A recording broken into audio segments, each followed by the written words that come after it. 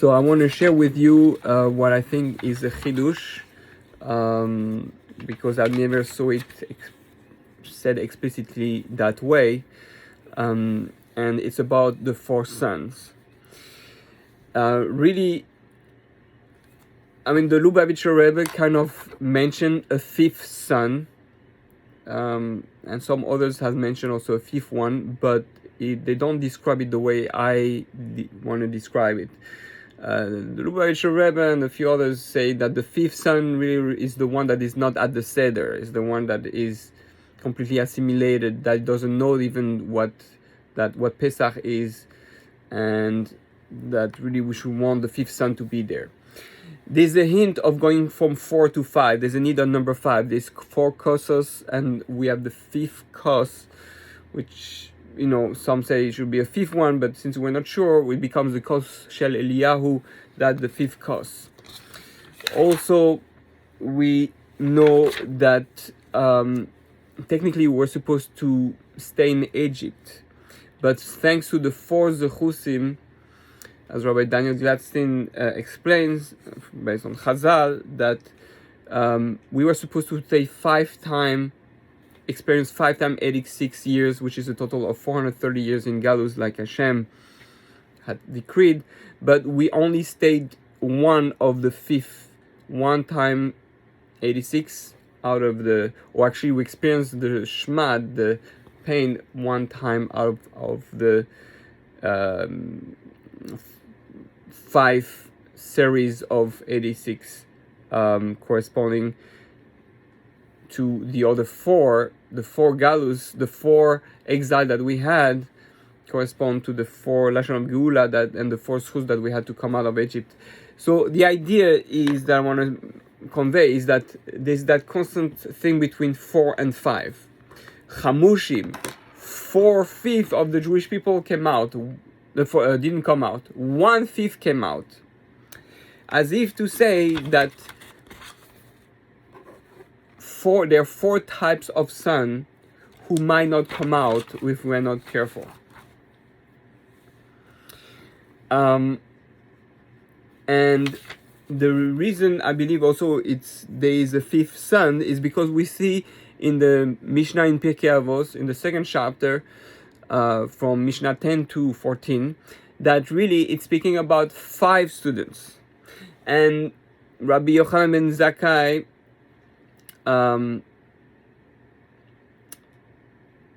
is asking which one he's testing his students, and out of the 5, there's only 1 out of the 5, so meaning 4 are, you know, they're students, they're great, they're awesome, but they don't match the 5th one. The 5th one is kind of the one that includes everyone together. Like you say, if one was in one side of the balance, it will include all the others, it will elevate all the others. That's that 5th son. We are meant to become that 5th son, that 5th kid, inspire the kids to be that 5th one. So, which means that the 4 that we're mentioning are, even the Chacham is not the ideal. That's something that we're going to discuss very soon.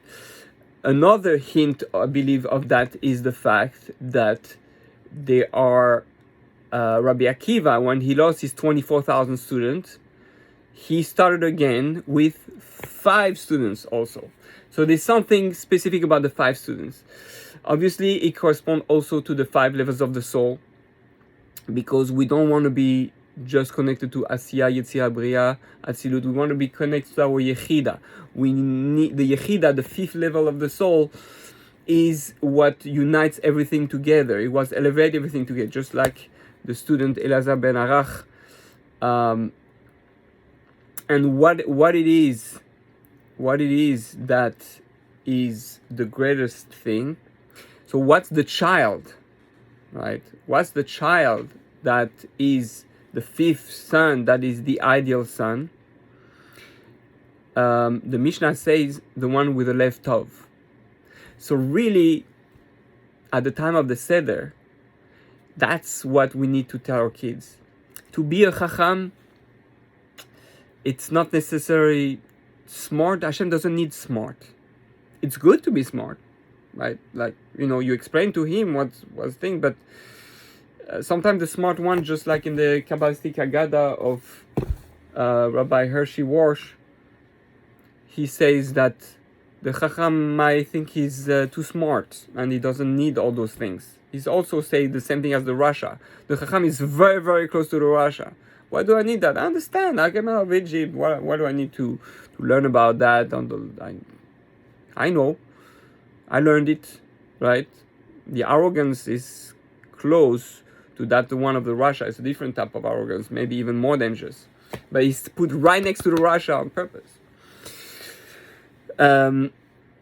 So the real best type of son is the son that's a lev tov. This is what we want for our kids. Lev tov. And what's the worst? The worst is not the Rasha. The worst type of midah is a lev ra, an evil heart. Rasha doesn't have an evil heart. Rasha is angry. He's hurt. He's in pain. He has been. But they do teshuvah. They can do teshuvah because they have a left tov deep in there. Very few Jews are Rashaim on purpose. We know most people to have Chinuch Shenishba. And therefore, what it's teaching us is that